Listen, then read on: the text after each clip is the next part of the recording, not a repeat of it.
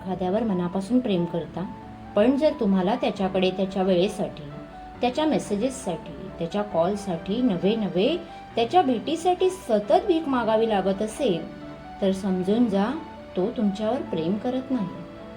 आपल्या मनात एखाद्याबद्दल प्रेम आहे, फिलिंग्स आहेत, इमोशन्स आहेत, तर आपल्याला वाटतं की त्यानंही आपल्यावर प्रेम करावं, आपल्यासाठी त्याच्या मनात फिलिंग्स, इमोशन्स असावं. पण जर समोरच्या व्यक्तीच्या मनात तसं काही नसेल, तर ती व्यक्ती तुमच्या लाचारीचा फक्त आणि फक्त फायदाच घेईल. सो पुन्हा प्रेमाची भीक मागू नका. आपली समोरच्याशी इमोशनल अटॅचमेंट झालेली असते, म्हणून आपण त्याला आपल्या आयुष्यात राहण्यासाठी सांगत असतो. पण मित्रांनो, कोणाकडे प्रेमाची भीक मागायला जाऊ नका, कारण त्याच्या मनात तुमच्यासाठी प्रेमच नसेल, तर तो तुमच्यासोबत राहून तरी काय उपयोग. तुमची समोरच्याशी इमोशनल अटॅचमेंटच एवढी झालेली असते की तुम्हाला त्याच्या प्रेमाची भीक मागायला लावते.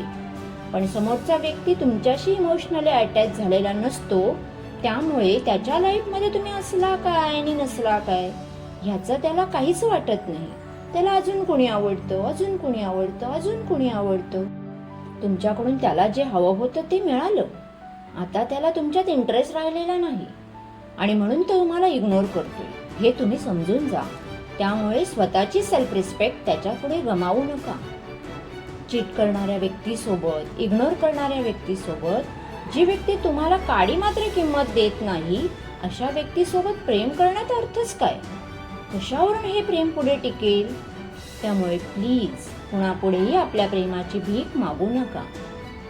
आपण एखाद्याच्या मागे आपली सेल्फ रिस्पेक्ट कशासाठी गमावून टाकतो? त्याच्या प्रेमाच्या भिकेसाठी?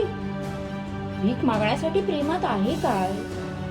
जर तो तुमच्यावर खरं प्रेम करत असेल, तर स्वतःहून तुमच्याकडे परत येईल. जेव्हा तुम्ही एखाद्यासाठी तुमची सेल्फ रिस्पेक्ट गमावता, तेव्हा तुम्ही स्वतःच्या नजरेत तुमची स्वतःची किंमत कमी करता.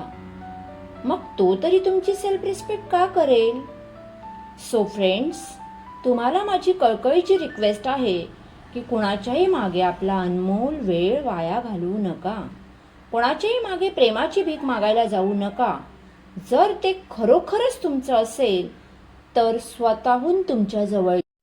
तुम्हाला हा व्हिडिओ आवडला असेल तर व्हिडिओला लाईक करा, कमेंट करा आणि तुमच्या मित्रमैत्रिणींना व्हिडिओ शेअर करा. आणि आणखी मोटिवेशनल व्हिडिओसाठी चॅनलला सबस्क्राईब करा. थँक्यू.